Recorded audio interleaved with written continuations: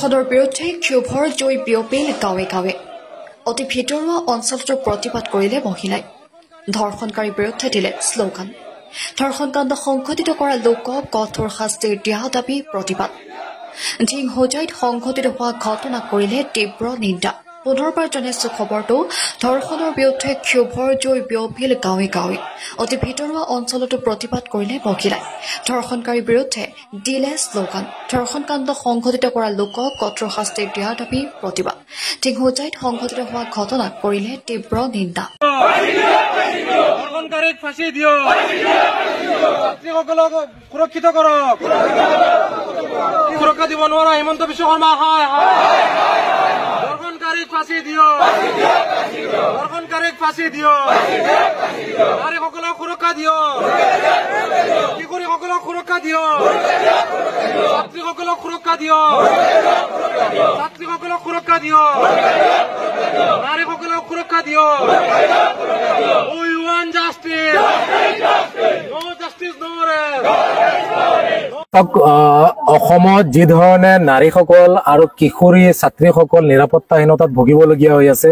অসমৰ বিভিন্ন প্ৰান্তত দ্ৰুত গতিত ধৰ্ষণ বৃদ্ধি পাবলৈ ধৰিছে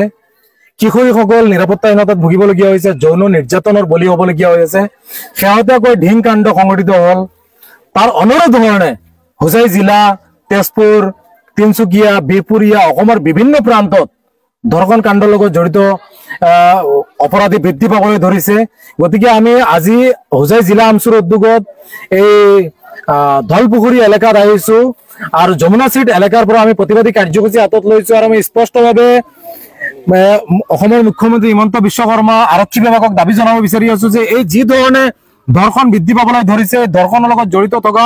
যৌন নিৰ্যাতনৰ লগত জড়িত থকা লোকসকলক কৰায়ত্ব কৰিব লাগে বিশেষকৈ হোজাই জিলাৰ বিশ্বজিৎ দাস শিক্ষকৰ দৰে এটা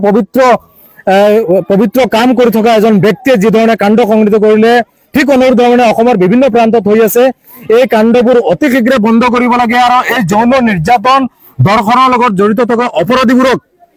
অতি শীঘ্ৰে এজন এজনকৈ চিনাক্ত কৰি কৰায়ত্ব কৰিব লাগে আৰু অতি শীঘ্ৰে ফাঁচি দিয়াৰ ব্যৱস্থা কৰিব লাগে সেই দাবীৰে আমি আজি যমুনা চিটৰ পৰা আমি প্ৰতিবাদী কাৰ্যসূচী হাতত লৈছো আৰু যদি এই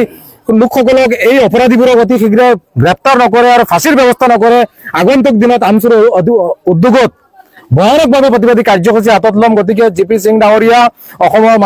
মাননীয় মুখ্যমন্ত্ৰী ডাঙৰীয়াক আমি দাবী জনাইছো অতি শীঘ্ৰে প্ৰত্যেকজনক কৰায়ত্ব কৰিব লাগে আৰু ফাষ্ট ট্ৰেক আদালতৰ জৰিয়তে ফাঁচিৰ ব্যৱস্থা কৰিবলৈ আমি দাবী জনাইছো